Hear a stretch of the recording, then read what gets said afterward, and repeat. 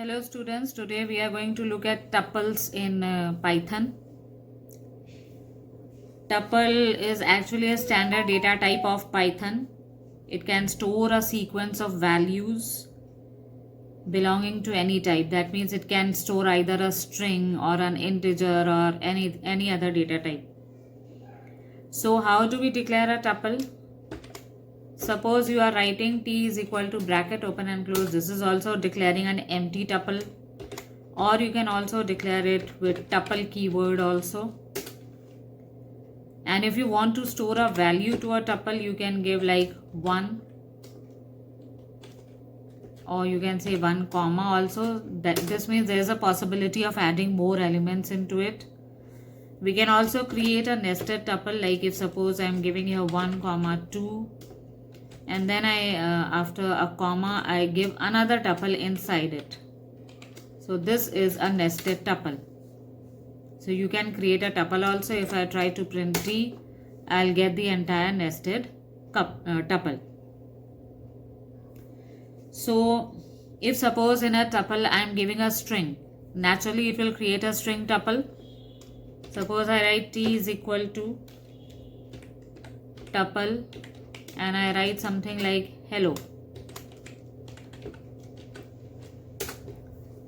and I try to print this t. All of them will be stored at different locations in a tuple, just like in a list.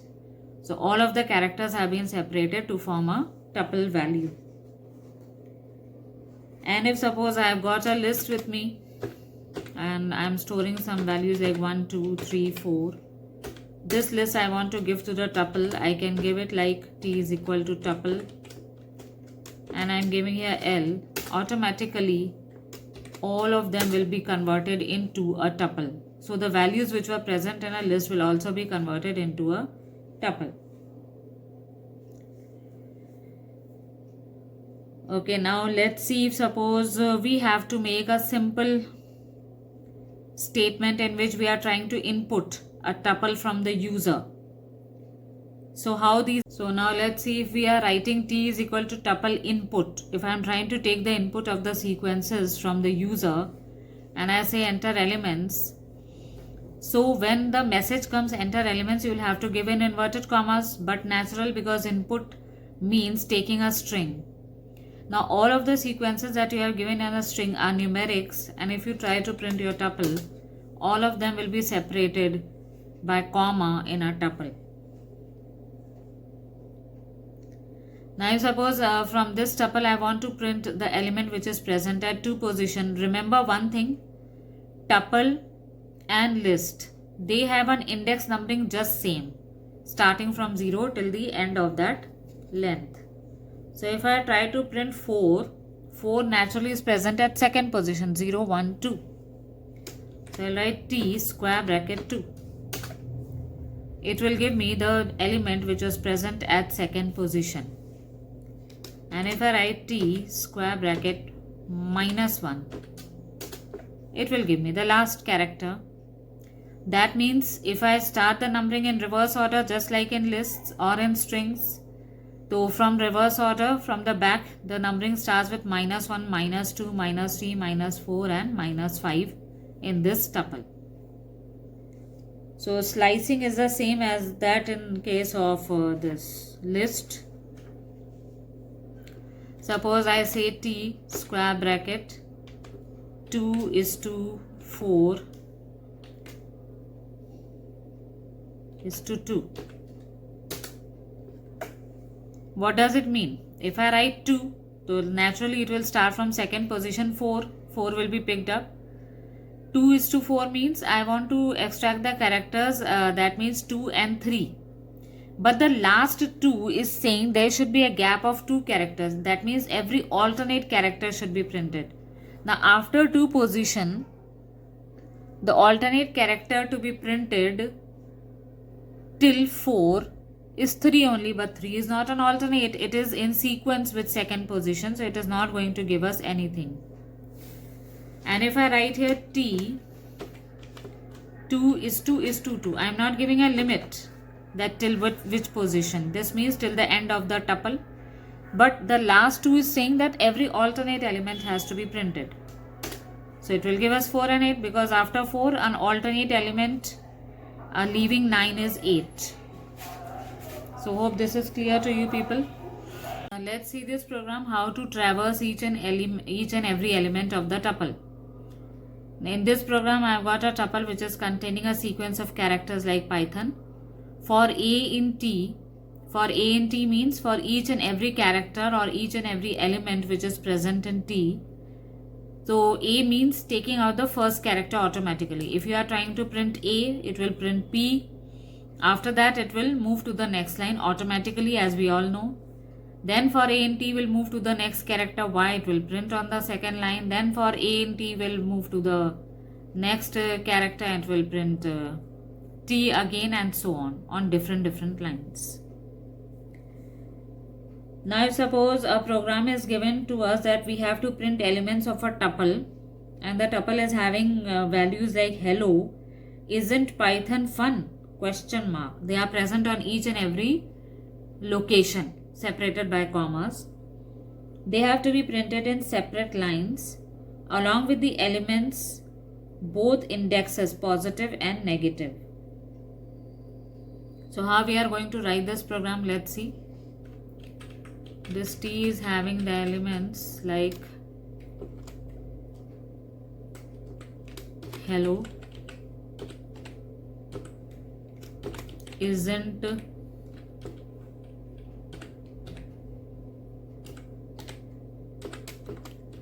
Python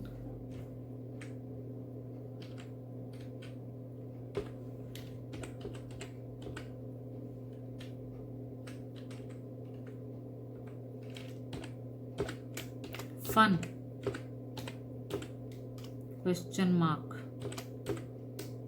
This is our tuple.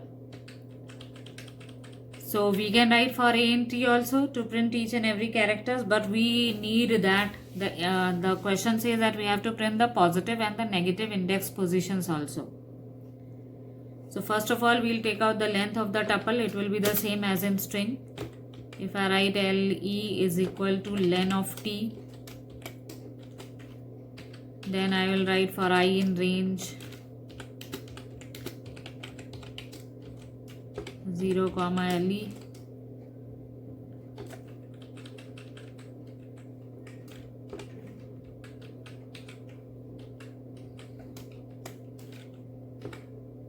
So we'll be writing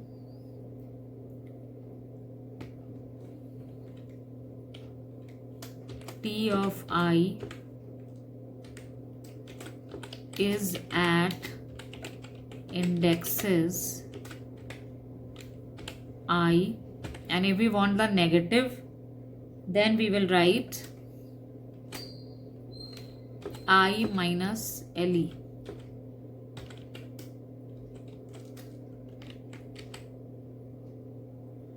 So let's see how it works.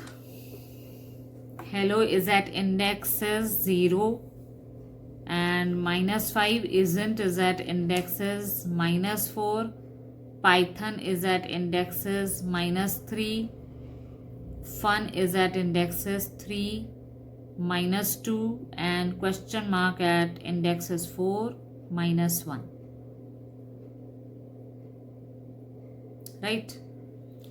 So we are getting the positive indexes also as well as the negative indexes in this program. So how we did?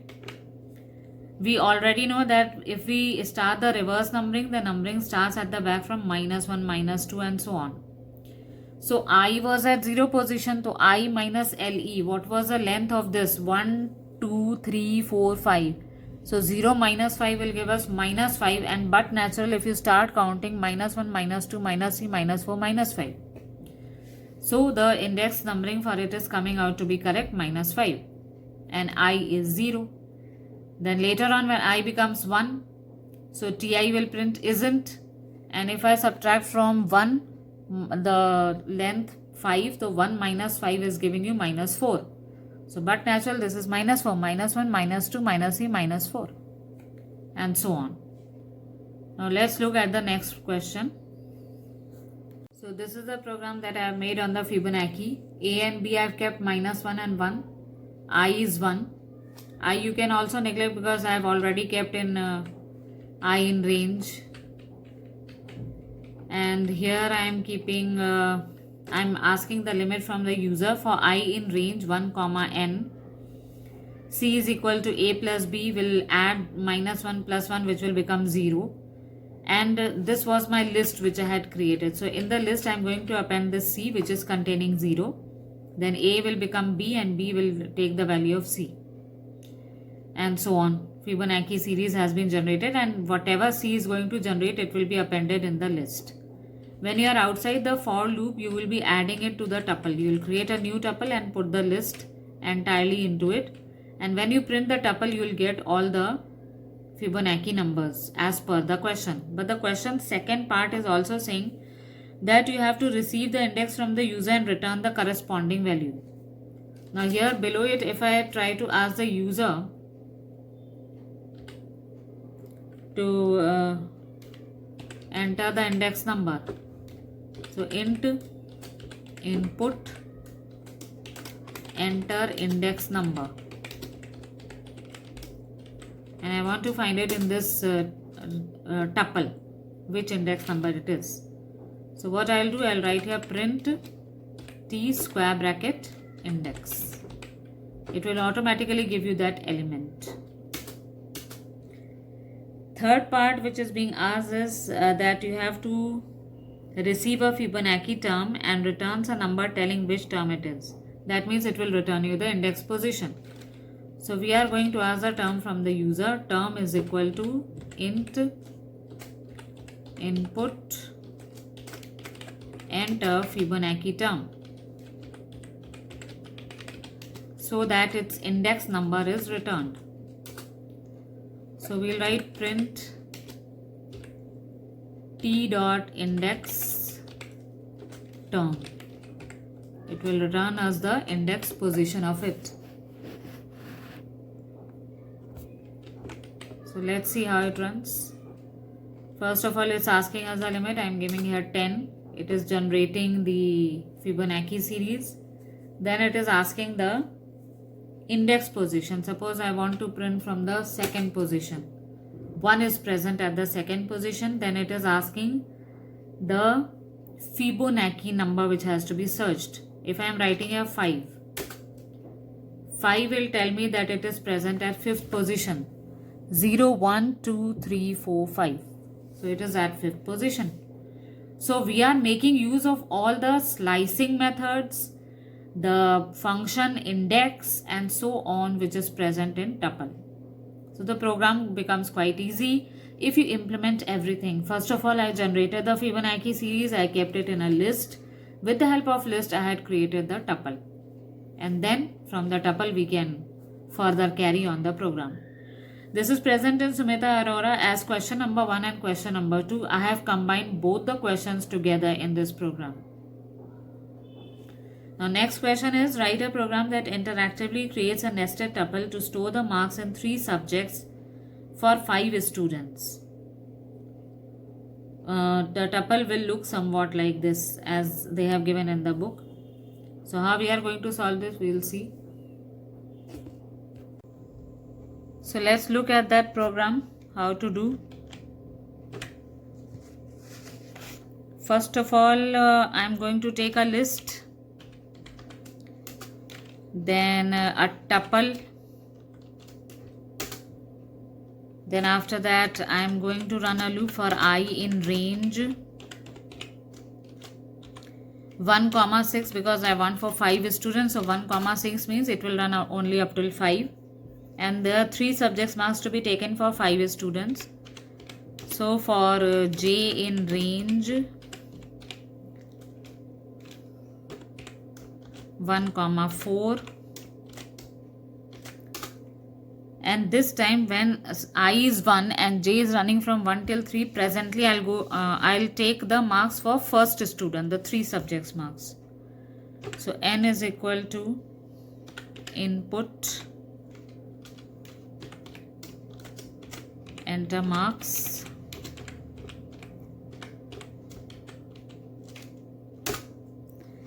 This n I am going to append to my list, because only list is mutable, not the tuple. So T1 dot append n. After that I am coming out of the J loop, and as soon as I am outside the J loop, I am going to add this to a new tuple. This list I am going to add. This list I am going to make as a nested list inside T4. So T4 plus T. And then this T tuple will be made empty. Right. After that, again it will go back and I will increase, and J in range 1, 4. Again n is equal to input marks. T1 dot append n will keep on taking the values. And you can also make your T1 empty also. T1 is equal to square bracket to make it empty. And I am going to save it with the name of marks.py. So this way what will happen, whenever you are taking something, you are taking the marks of 3 subjects. For one student you are appending it to T1. After the J loop is complete, that means the marks of that student is complete. And we are going to make a new tuple T and add this list into it. Then T4, which was initially here declared, that will take that tuple.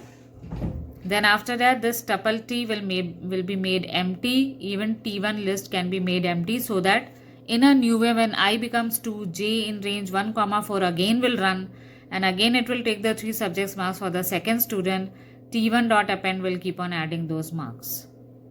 So let's see how it runs.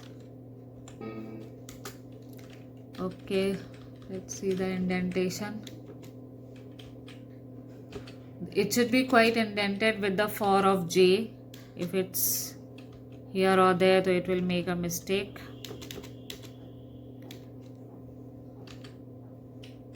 And here also. So marks that I am giving is 56, 78, 89. It will keep on continuously taking 15 times.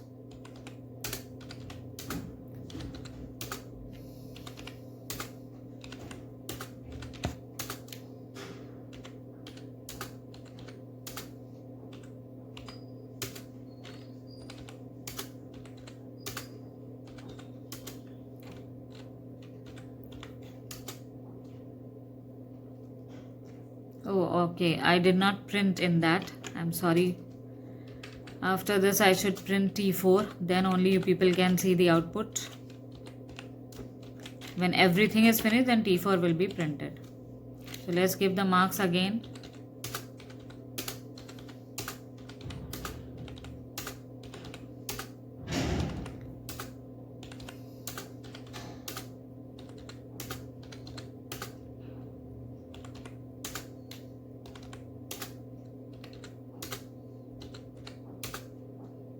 So this way all the 15 marks have been stored in that tuple T4, which is having all the 15 marks in it.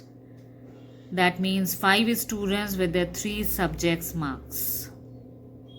This was question number 3, which was there in Sumita Arora. Then there is one more question in which it is said that we have to create a tuple using for loop as A, B, B, C, C, C, D, D, D with all the 26 alphabets. And that is question number 7. The question number 7 we'll try out. Let's see that. This is our list for I in range 97 to 122. 97 to 122. Those of you who are not aware of the ASCII codes, 97 is the ASCII code for small a and 122 for small z. We are keeping a string which will be blank. For j in range 97 comma I plus 1. And W is equal to W plus CHR I. What is this? For J in range 97 comma I plus 1 means it will run for only one time, that is for A, and it will concatenate this A ASCII code by converting it into a character into W string. After this, we are going to add this to our list just outside the J loop, not outside the I loop. Then what will happen is, again I will increase, I will become 98, W will become blank, J will restart from 97 to 99 to run for 2 times, 97 and 98 time. So that CHR I, because here we are not concatenating J, we are concatenating only I. The present value of I is 98, which is ASCII code for B. So 2 times B will be concatenated to W. Acha, when all these things have happened and T is having all the 26 characters, like Z will be concatenated 26 times, Y will be concatenated 25 times, and so on. So T4 is a tuple which will contain this list. And then at the end we are going to print T4. This is alpha.py.